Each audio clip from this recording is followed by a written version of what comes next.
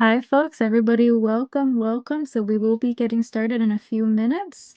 While we're waiting, please feel free to introduce yourself in the chat with your name, organization, and where you're calling from, and enjoy some Bad Bunny in the meantime.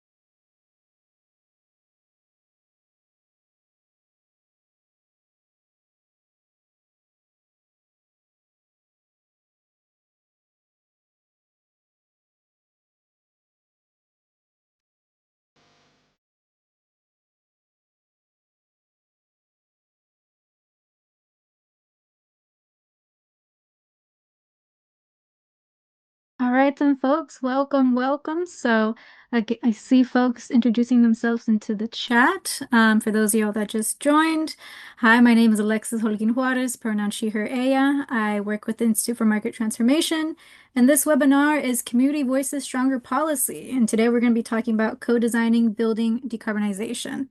So if everyone could take a moment to introduce themselves in the chat, it would be appreciated with your name, organization, and where you are calling from.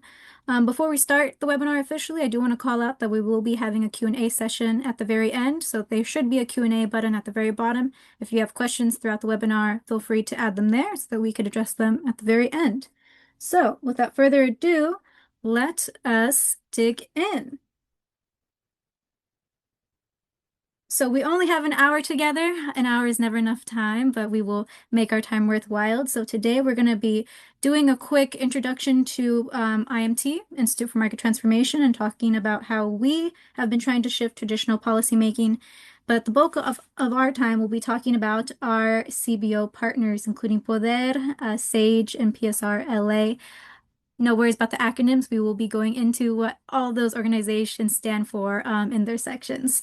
And again, we're going to be ending with a Q&A. So I'm going to pass it to my colleague Juliana to talk about a little bit more of my organization. Thanks, Alexa.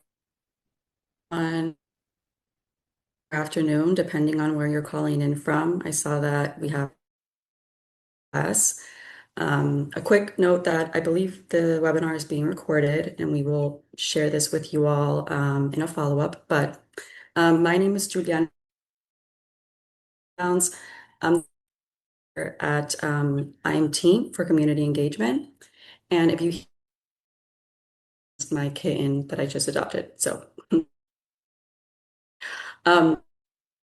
we believe that we believe in the power. We are a technical assistance organization, and we try that mission, engaging in public policy, business engagement, and utilities and grid work. Also, apologize, that is kind of okay. So before we dive into the California example of co-creating policy and using the spectrum of community engagement to lean in to co-governance work, we wanted to, just because we know everybody's not based in California and doesn't think about the California, the different agencies on the California level every day like we do, we thought we'd go over the three main agencies we're going to talk about today. And I'm going to pass it to Edgar to start us off. Yeah, hello everybody. My name is Edgar Barraza with PSRLA. To give folks a little bit of background of the acronyms you might hear us use, the CPC, CEC, and CARB, we wanted to share a little bit of what they do and how they differentiate from each other. So I'm going to go ahead and start off with the CPUC. The CPUC is the state agency in California that regulates public utilities and energy providers.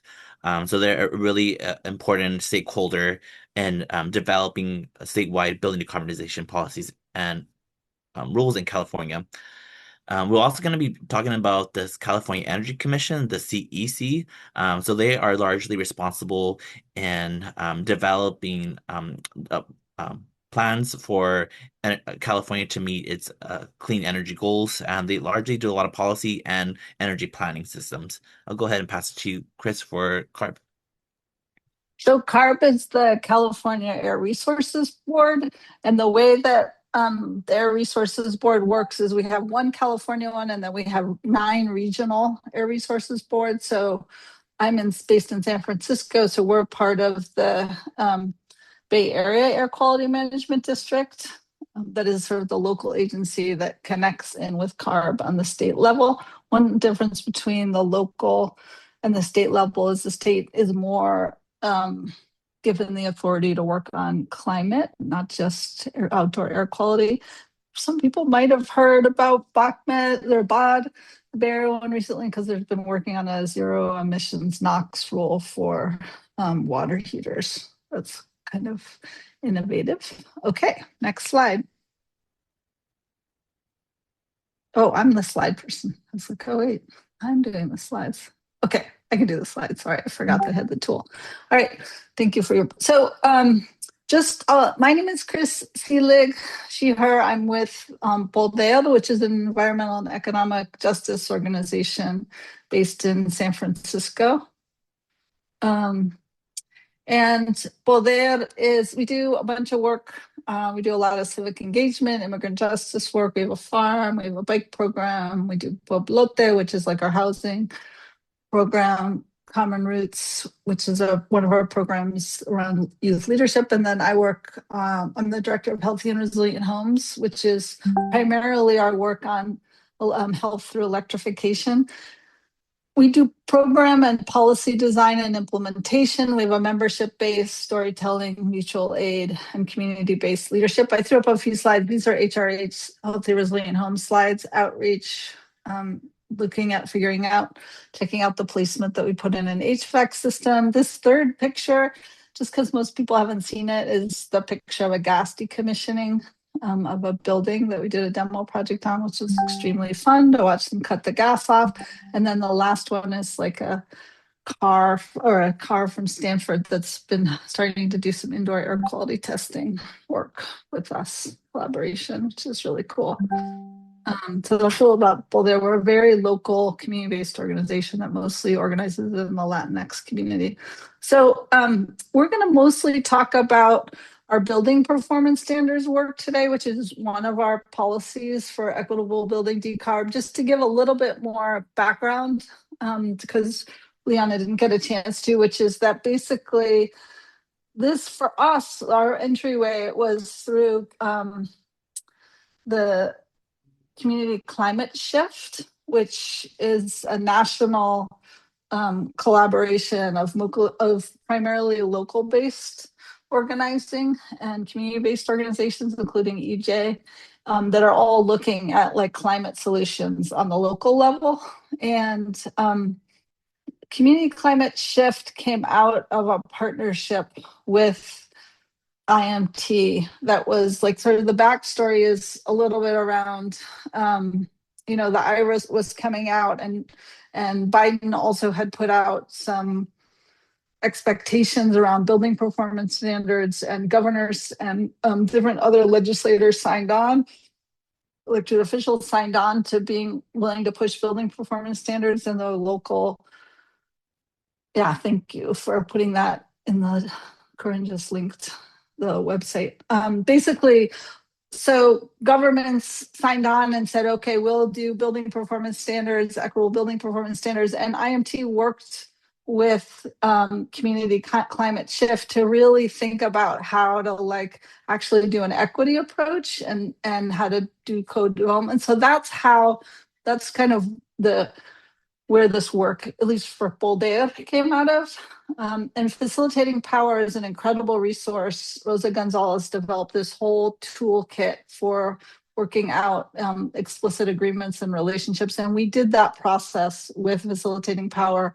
So there was a series of these building performance standards that came out of this initiative around the US. And the one that obviously all of us worked on was the California-wide building performance standards. We also have local building performance standards that Boldea in San Francisco that Boldea participated and engaged in helping, but we're talking about the statewide ones. And there was a bill, Senate Bill SB 48, which is a California-wide bill that came out in 2023 that basically it allowed for the informing of what would be required for building performance standards in California, and that the CEC would consider input from affected stakeholders. And there was this list of stakeholders. The one I pulled out was us, which is members of under-resourced communities and community-based organizations representing tenant advocacy, equity, and environmental justice concerns of under-resourced communities. So that's where Boldea and Emerald Cities and SAGE and PSRL came together on our statewide work around SB 48. And then I keep wanting to say next. What we did first with our partners was we worked with IMT initially, although that shifted over time, and we ended up working with Qualis that became Qual. Anyways, we worked with the contracted consulting firm that was hired to do the report to inform the legislator from the CEC. And but we had we'd gone through the process with the CEC to develop our working agreements. And in particular, we went through the spectrum of community engagement. And that we also informed and worked on looking at particularly the affordable housing paper and, displacement. For California, displacement is like a huge issue, and housing costs are a really big issue. So we're always trying to think about that in our work, and including in this work. We also worked on developing a series of equity metrics for the California Senate Bill 48, and then we are going to give feedback on a report. That report hasn't been released yet to us to give feedback. I think what was important to us was, again, building these peer relationships with the staff. And part of why we had been able to do that is we worked on another program with the CEC previously, the Equitable Building Decarbonization Program, which is a direct install program that the CEC developed. And we worked with the CEC on many levels to give input into how that program was designed. So we had already established a bunch of trust in our relationships, and they had already come through for us significantly in the design of that program.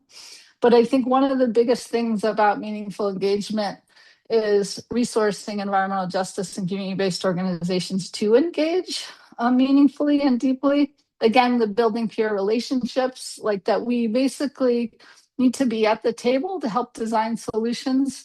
And we want to have those solutions be ground truthed. We want to have our community members of our organizations also inform those solutions. And in the end, those tend to result in programs and policies that get a lot more traction and have a lot more impact. And then understanding equity as a key to the solutions we were working to create. So not like a great add-on. Equity is really important on many, many levels, but including we're not really going to reach GHGs without an effective equity approach, GHG limits. And we want to make sure that working class families are part of the solution. And also it's just key to making everything work. Creating the conditions for moments where power was genuinely shared. I think this was really creating the process of sharing ideas and being able to come to the table. Like we had many meetings with CEC staff and our organizations where we actually just like thought together about all the equity metrics and what we should consider in those extra equity metrics. We also took those ideas and brought them to the to our statewide coalition, particularly Building Energy Equity and Power Coalition, which is one of our main coalitions that we work with across California. And then I just wanted to say what was really kind of, as this work first started out, there was some significant amount of resource from the federal government, and with changes in who was elected and leading the country, those resources got eliminated. And I think what was really interesting was because we had gone through this process with facilitating power, and we had gone through this process of the spectrum of community engagements, even though there was a period of time where we lost almost all of our technical support, we as community-based organizations were able to keep the work going with the government workers, and it was because we had established the agreements of how we were going to work together, so we could just keep working and keep going. So there was like no they weren't able to stop the work, even though they eliminated all the federal money. I have to say, like, the grant funding that came from foundations was really key, because that did resource us to keep doing the work, and so we weren't as vulnerable as the organizations and the technical partners that got the money from government sources. So there's a couple of different factors how that worked. Let's see.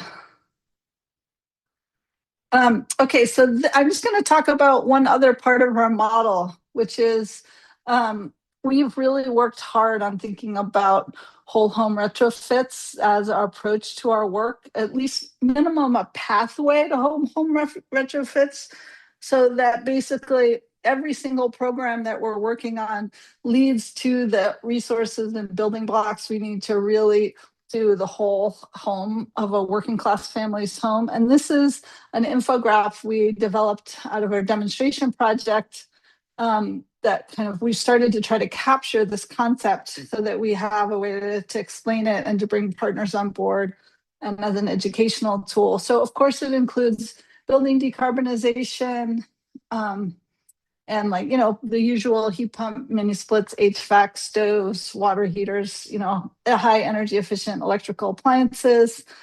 It also, we want to make sure that people have access to electrical vehicles and charging. Ideally, we would have generation and storage, which is really, really key to us, because for a lot of reasons it builds in resiliency, because we have a lot of communities that lose electrical power, whether it's because there's fires or other issues.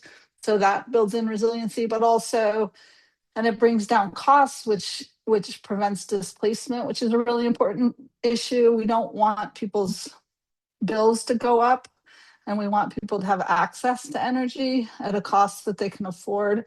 And then I'll just say the last piece about this is that we also, for California, a lot of the solar powered energy in particular, but also wind, is carried by rural regions like the Central Valley. And we feel like in San Francisco, as an urban region, we want to do our part to produce the energy that we need and not put the burden on the Central Valley or other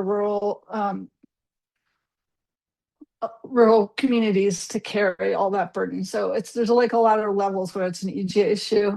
And then I'll just say this, the second one captures other aspects of whole home retrofit, which includes like abatement of toxins like asbestos, mold abatement, making sure you're using zero NOx VOCs, like all the health contaminants in the home. We really feel like, which is another reason why it's important to switch out people's gas stoves and wall heaters. We also really think about water conservation.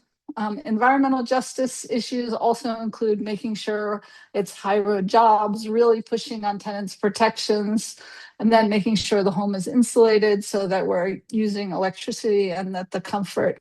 I'll say we also talk about water conservation, which obviously in California is like a huge issue, but it's also a way that we can build relationships with the trades. As an example, San Francisco has a all electric ordinance. that was passed and has not been challenged. And the main thing about that is one of the big ways we were able to do that was at the same time we did an all electric ordinance, we also did a water reclamation ordinance. And that meant that the pipe fitters got, where they lost some work around gas, they would gain work around water reclamation, which we need and for our sustainability. Anyway, so that's a little bit about kind of our whole retrofit. Gonna click. All right, and I'm gonna pass now to Grace. Awesome. Thank you, Chris. Hi, everyone. My name is Grace Hutt. I'm the Assistant Director of Policy and Advocacy for our climate and built environment work at Strategic Actions for a Just Economy. SAGE, we're more commonly known as SAGE. And I'm actually going to click to the next slide. We are an economic justice organization founded in 1996 and based in South Central Los Angeles. Our mission is to build community power and leadership for economic justice. And we do that through community organizing, research, and policy campaigns that advance tenants' rights, excuse me, equitable land use, and climate justice. Um, our climate justice work is really focused on ensuring that low-income tenants who are make up the majority of, or pretty much the entirety of our membership base is low-income tenants, making sure that these community members are prioritized and protected during the transition to climate resilient housing. So we started doing this work a few years ago as the city of LA began to progress on passing building decarbonization legislation. And we immediately recognized a few things. One, building decarbonization could really help our members who live in old, poorly maintained housing. They are extremely energy burdened and deal with housing code violations due to decades of neglect. But we also recognize that that a decarbonization mandate could aggravate and intensify the existing dynamics of the private housing market. By that, I mean our members are already rent burdened. They face harassment from their landlords. They face habitability issues, and they're very vulnerable to eviction and displacement, especially because we live in such a hot housing market where landlords are incentivized to push out low-income tenants and replace them with higher-paying tenants. Um, so with a building performance standard or any kind of decarbonization mandate, we saw the potential for landlords to use it or to make upgrades to homes, but then to recoup the costs of those upgrades through um, pricing out low income tenants and evicting them or displacing them to make way for higher paying tenants. So that's our orientation towards building decarbonization. And we were really excited to have been in conversation and collaboration with government agencies like the CEC for the past few years to uplift the experiences of our community members. These are folks who are often overlooked as having relevant expertise in the area of building decarbonization, despite them being the people who live in the housing that is going to be decarbonized. And so they are the ones that will face the real life material consequences of policies if they are poorly designed. So long intro to who Sage is and our work, but I'm also going to talk about what's at stake if we don't do deep engagement with frontline and low income communities. As Chris touched on, our work the with IMT and community climate shift and the CEC was designed to be an ongoing process of ideating together, establishing relationships and shared goals, and really challenging the norm of rushed or insufficient engagement with frontline and low income communities. These are communities that are often included very superficially in stakeholder engagement processes, maybe through one-off calls or events that don't actually give them the opportunity to engage deeply and don't give them any decision-making power either. And so when we revert to that kind of community engagement, which is unfortunately still the norm, we risk exacerbating existing inequities. In the context of building decarbonization, low-income communities could be left behind entirely without targeted funding and support. Decarbonization isn't it's cost prohibitive for low income people and unattainable, especially for tenants who don't have the agency to make upgrades in their homes. And for folks who live in housing that is in need of remediation, for whom decarbonization is not as simple as just replacing a single appliance. And then these folks are also at risk of being actively harmed, like I mentioned, through rent increases, displacement, increasing utility costs, et cetera. And so it's, you know, it's so important that we engage a diverse coalition of organizations so we can um, reach this more holistic approach that Chris outlined for us. Too often, the process of policy design is very narrowly focused, and if we understand building decarbonization as just an issue for technical experts in the field, we miss the real life impacts. But when you speak to affordable housing providers, tenants' rights organizations, labor organizations, public health experts, environmental justice organizations, it becomes clear that building decarbonization has implications on many facets of people's lives, and that kind of coalition building makes it possible to design policy in a way that acknowledges that interconnectedness. And then lastly, if we don't engage deeply with community, we will reaffirm existing distrust. Simply put, decarbonization will not be widely embraced if it increases people's cost of living. And if we want to meet our climate goals and also create housing that is healthier and climate resilient for low income people, we need widespread support, and we cannot get there through symbolic or rushed engagement that leaves people feeling like their concerns were not heard or addressed, or even worse, that results in a policy that actually ends up harming them. So um, I want to kind of breathe some life into this, maybe by talking about a real policy contradiction that we are grappling with in California, and has come up in all of our work engaging with the CEC, and that is the risk for of tenants being evicted for substantial remodels. In California, there is a loophole in our state law, our state tenant protection law, that allows tenants to be evicted for renovation work. And this is a huge concern in the context of building decarbonization, and particularly passing a building performance standard that would require landlords to make upgrades.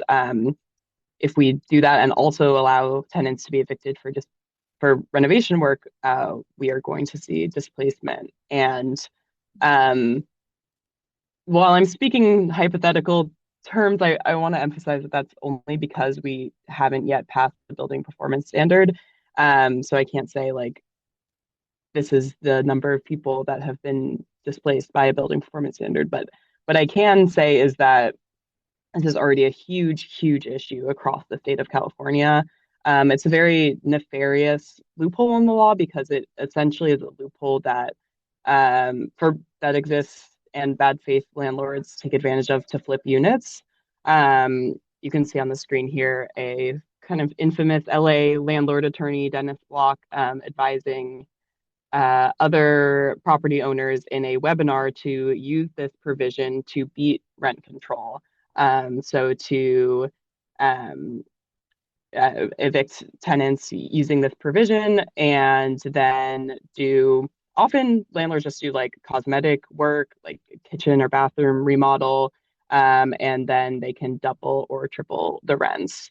And so tenants are being evicted in this manner all across the state. We've talked to dozens of tenants from Northern California, Humboldt County, down to San Diego. And there are cases of tenants being evicted for things like upgrading electric panels, which is um, something that we can reasonably expect some landlords will have to do to comply with a decarbonization mandate. So, um, yeah, this is something that has again come up in our work and with the CEC, and um, I I will close just by emphasizing that like when we talk about decarbonizing equitably, um, an equitable approach doesn't wait to act and let people be harmed by policy. We already know that this is a huge issue and that it will be exacerbated. And we know this because we have spoken with dozens of tenants across the state. And this is the kind of ground truthing that community organizations do, and why it's so important for community organizations to be in deep, real partnership with the government and technical partners. So these stories that are oftentimes invisible can be heard and addressed. So with that, I believe I am passing it to Edgar. Alrighty. Yeah, thank you for that, Grace. Hello, everybody. My name is Edgar Barraza. I use he, him, his pronouns, and I'm the Energy Equity Policy Coordinator for PSRLA, Physicians for Social Responsibility, Los Angeles. Again, go to the next slide, please. Just a little bit overview of PSRLA. We're a public health organization that works at the intersections of environmental justice, and we work with physicians as well. Um, we got into this work because of the public health threats inside of homes, but also the cumulative impacts of pollution outside of homes, and our partnerships and working deeply with environmental justice communities, the homes that we're trying to protect. Prevent further exposure to toxins and other chemical harms inside the homes and outside the homes. So often homes and communities that live near refineries, oil drilling sites, freeways, other heavy industry. And so we got into this healthy homes approach, is trying to actually make our homes more healthier and live in thriving, resilient communities. So that's our orientation to the work. A lot of my slides are actually going to be re-echoing a lot of what Chris and Grace shared. So it might be a little bit redundant, but we'll have some really key recommendations at the end I would love to share with you. Um, and though we haven't uh, finished publishing the CEC's Building Performance Standards Recommendations Report to the legislature and co-developing that with the CEC. We do have a lot of lessons learned of what it means to co-develop, process of community engagement planning, and even the development of the policy. So I'm going to be sharing some examples of that. And then, as Chris mentioned early on too, I think um, our relationship with the CEC's Equitable Building Decarbonization Program and their team have also just demonstrated other examples of what's really good co-designing policy programs and even the implementation part of it. So just kind of starting off like just some of the tensions that were involved in the process, or just like what we experienced and what Chris shared earlier, the loss of the EPA funding and the federal grants to support the partnership of the work really shook things up a bit for a lot of folks. We have yeah, plenty of really great partners and technical experts willing to help us ground truth a lot of the data and concerns that we've been hearing. However, that trust building was so important as Even with the loss of those funds, the work kept on going, and I think there was a deep commitment from the CEC's end, knowing that th as those grants were lost, it was still imperative to work with community-based organizations who could ground truth a lot of this information. So that was I guess one of the trickier things, but having a co-design process can really help smoothen things, even when there's are hiccups like that with funding. Um, and I think another tension, not particularly with this example, with these policies, but just generally speaking, what we've have experienced in working in another uh, climate or energy policies is around when community engagement is rushed. Um, and I think the dynamics of trying to pass policy that's quickly, given that the urgency for climate change and climate solutions is really important. I think there's a balance that needs to be done in order to do this work fast, but also equitably. So just speaking about when engagement and rush, we actually ended up ignoring the unintended consequences.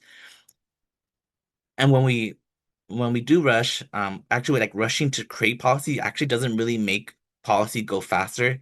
It actually slows it down because when we're rushing to pass policy and we're ignoring the unintended consequences, it means that agencies and CBOs and everybody actually has to address the unintended consequences later on. And that just creates a lot of friction, and that also creates concerns and vulnerabilities for communities. Um, yeah, and just echoing what Grace said too earlier, if we continue to ignore the tenant protection piece around building decarbonization, if we continue to ignore the amount of funding needed to help low-income communities comply, and if we continue to ignore the health aspect inside homes, it's going to be really challenging to pass any building decarbonization mandate. And so throwing those down the line and not addressing them head on, it actually disrupts this fast pace that we're thinking of doing. And including equity at the forefront and in the center actually makes the policy a lot more faster, but also actually protects the agencies too, and protection and meaning of like who's going to be able to stand up for these policies as it gets threatened by the fossil fuel industry. I think one of the biggest examples of sharing how that actually has come into fruition and taken place has been around the CEC's Equitable Building Decarbonization Program. As Chris mentioned earlier, that was a program that was actually deeply co-designed with communities. Um, and it almost ended up turning being a community. It is like an EEJ program now. It is like a program that has a lot of ownership from community, and because of that, when we have budget deficits in California, the first people that are gonna be front in line to protect the program like that are community members, our environmental justice group, and I think that's a benefit of having co-design partnerships with law CBOs, is that um, we know there's going to be opposition from the fossil fuel industry. We know there's going to be opposition from other folks that don't want to see environmental justice communities thrive. And having preparing CBOs to have ownership of policies that really benefit them, um, I would say it's just a crucial element for government partners to have. Next slide, please. And so just some recommendations for government partners and for the funders who are in the space too. From what I've seen locally and at the state is that to engage in large policy fights, it's really important to fund the power building work. It's also really important to fund the policy development work. And it's also really important to fund the policy implementation work. It takes a lot of time to educate communities around the policies that are going to impact their everyday lives. And it takes a lot of time for CBOs to actually develop that curriculum and do the ground truthing and the door knocking and preparing events. So that's like a really important work in just educating communities about these policies. Um, and even like developing the coalitions of multiple folks to be sharing that information and even develop empower building to bring all folks into this fight. I think Chris, I, and Grace here are like a testament to that. We're a public health organization working with an environmental justice organization. We're also working with the tenants' rights organization too. So that coalition and power building is really important. But also, so that it's a really important element to fund. And then, as I mentioned earlier, funding the implementation part too, we know that when we have EJ wins, when we actually do really good equitable policy, that there often comes with the threat with the fossil fuel industry. So maintaining resources for these coalitions to power build, develop the policy, but maintain in the fight when we see these EG wins get threatened with rollbacks is just something really important for really successful policies to be funded, but also for these policies to actually reach the benefits of the communities we're trying to change. And then lastly, just for government partners, um, I hope that the CEC can also testify to this too. But we need to shift how we think about working with CBOs, not just as a checkbox to do community engagement, not as a someone to talk about and underutilize them, but to shift the way and think of us as important, critical thought partners and technical partners too. I think our abilities to ground truth policy with communities, our ability to organize and pre-educate communities is also really important. And it can be really helpful too when we co-develop not just the policies, but the engagement planning too. Um, and I think that's been a successful things that CBOs can bring and offer to government partners too. So I'm hoping that yeah, other agencies, not with this, other agencies that are trying to work with communities to like really shift the way to think about them and really bring them into the fold, and also figure out structures and way to be able to fund them too when possible. As you know, mentioned earlier, yeah, the IRA funding really shook a lot of things up of like who's getting funding and who's not. But as best as possible, trying to resource CBOs that are doing that critical work that can really ground truth your work is just a critical element to have. And I think that I'm at time, so I'll just pause there. Thank you. Thank you so much, Edgar, Chris, and Grace for going through that extensive overview of your experience working with CEC and, multiple government agencies in trying to figure out equitable building decarb. So now we are going to transition into our Q&A session of this webinar. And our first question will actually be directed at Juliana. But before I ask, just want to confirm, Juliana, you're on the call, right? I am on the call. I'm on my phone. Can you all hear me? Yes, loud and clear. Perfect. Okay, thank you. I also want to like say thank you to the panelists for being able to like shift gears so well into the tech team. Um, but yeah, hi, Juliana Di Lauro. I'm the Associate Director of Community Engagement at IMT.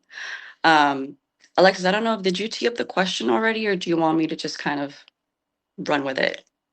Yeah, so first let me tee up the question. So it's pretty broad, but since, IMT was also involved in this project in a different type of way, I was curious from your perspective, what is one of the most important things you learned throughout this project? Yeah, that's a really good question. Um, Maybe I can backtrack a little. I think this has been an incredible learning experience because we did it for quite a while. This project, but due to the loss of funding from the federal government, it became a like 2.5 year project.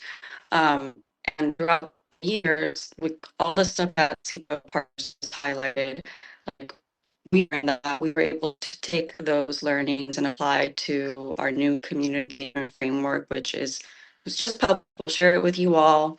But I think personally, a couple of things. One is I can't stress the importance of using tools like the spectrum of community engagement to ownership, particularly for a technical assistance partner like IMT, because we're often invited into these spaces with government partners and they want us to give technical assistance on BPS, which is great. We'll do that. But if we really want to do this work in a community driven way, we have to take a few steps back and have honest conversations about where governments are in terms of their ability to do this work. Because I think ultimately everybody wants to do this work. When you talk to government partners, they want to be community driven, they want to work with communities, but they might not be set up to do that. They might have certain leadership that is not open to that. They might not have the funding. They may not actually really be prepared to do it. So before even beginning talking about BPS, it's important to start with an honest conversation about where people are at, where the department is at. And the spectrum tool does a great job of that. Like it really helps to disarm people because it starts with the fact that the government was basically established in a way that marginalization is the default, right? Like governments were set up for very specific people to be in power. We all know who that is. And when you start there, it kind of disarms people. And then you can use shared language around what does it really look like when you are sharing information? What does it really look like when you're involving? What does it look like when you're really collaborating? We started with that scores where and two state governments, like we got to a score. There was no shame around being at a 0 or at a 1. The goal wasn't to be perfect. The goal was just progress. And then a year and a half later, we were able to redo the assessment and not only have um, qualitative number to compare to, but also qualitative conversations that helped us understand, like, oh, how did we move up in the spectrum? And it was really cool to see that in all the locations, 7, 8, 9, the 9 locations that we worked in, all of them moved up in the spectrum with the exception of one location. They weren't there yet, which is fine.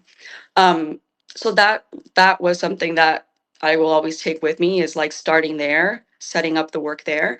And then another thing is, like, at least for IMT, we have to keep pushing ourselves to expand our TA just past building performance standard, because we love, electrifying and decarbonizing is great. It's great for the environment. It's great for our health, but it has the risks of, as Sage said, as Grace said, you know, tenants being evicted, people being, displaced. So we have to really ensure that when we're providing this TA, we're also really thinking about how do we also pass laws and enact measures that are going to protect people. And um, yeah, so that's what I've learned. We're really trying to include that in our new framework. So yeah.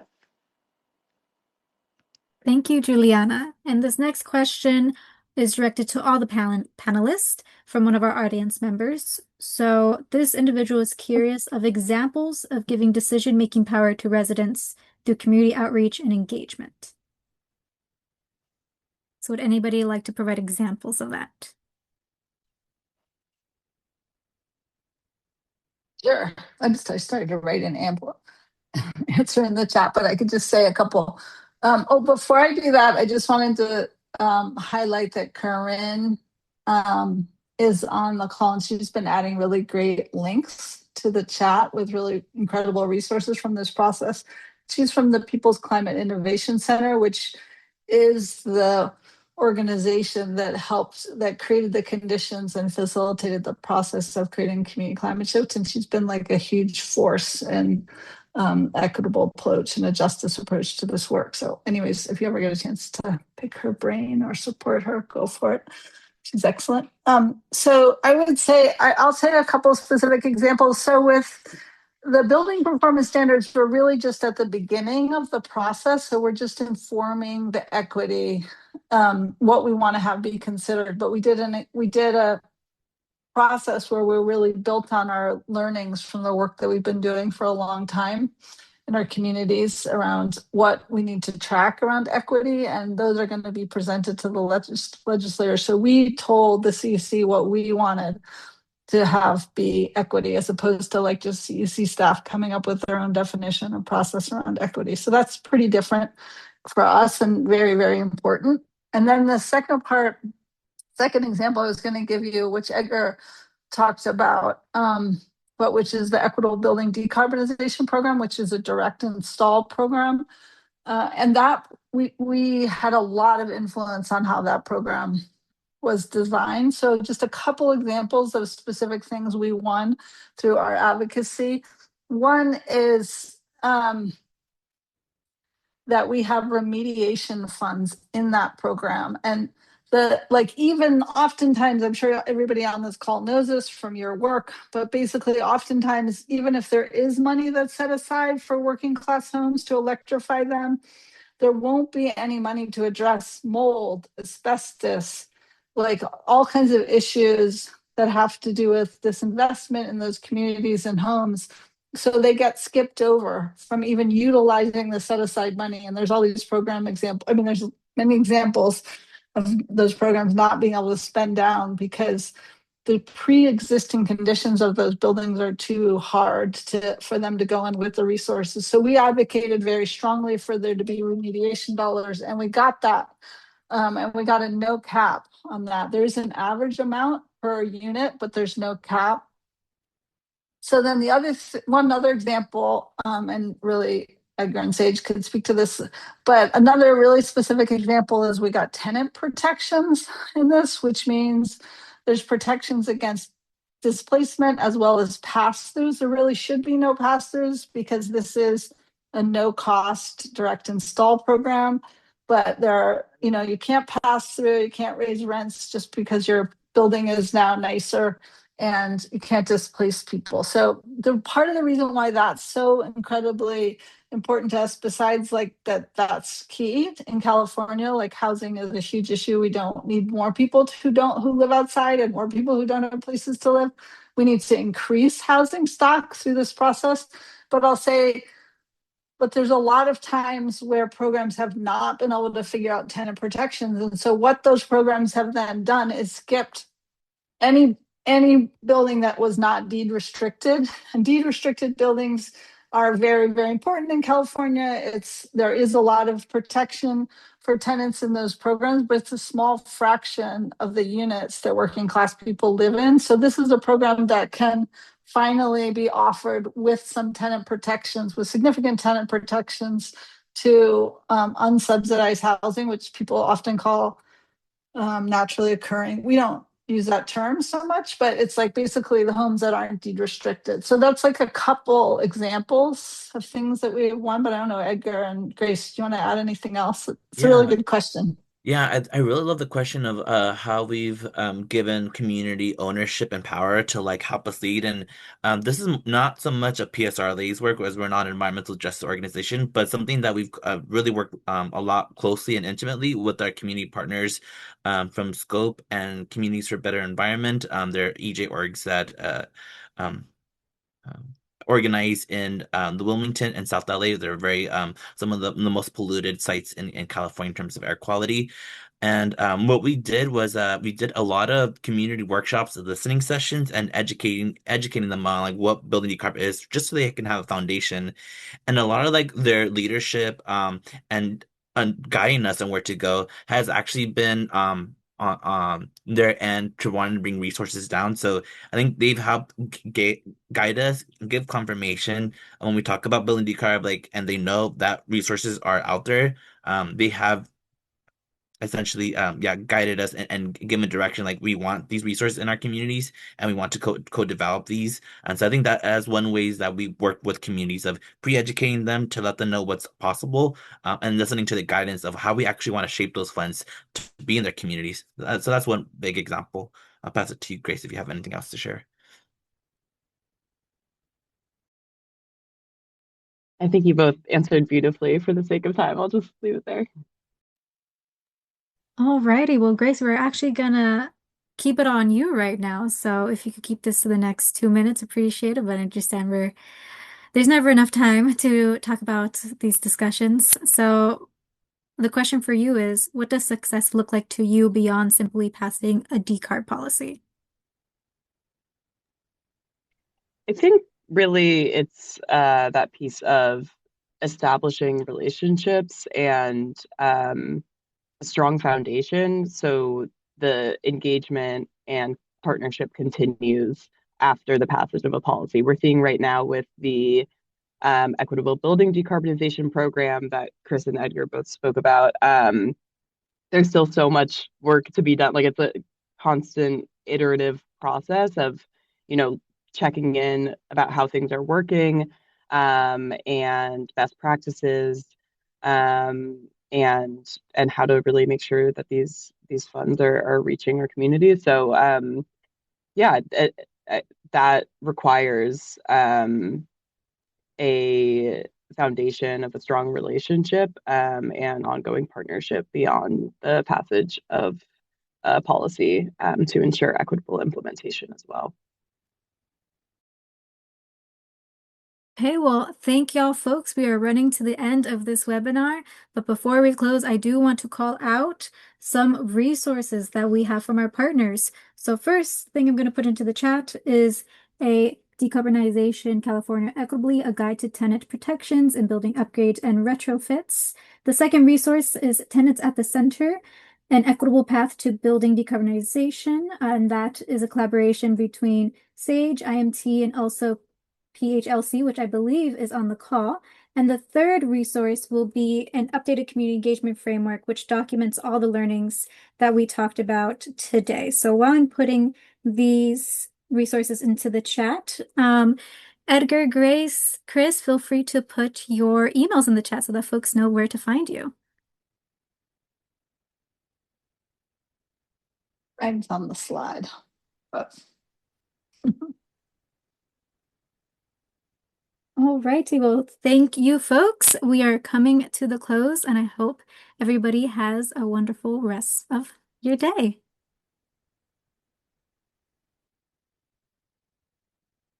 Thank you, everyone.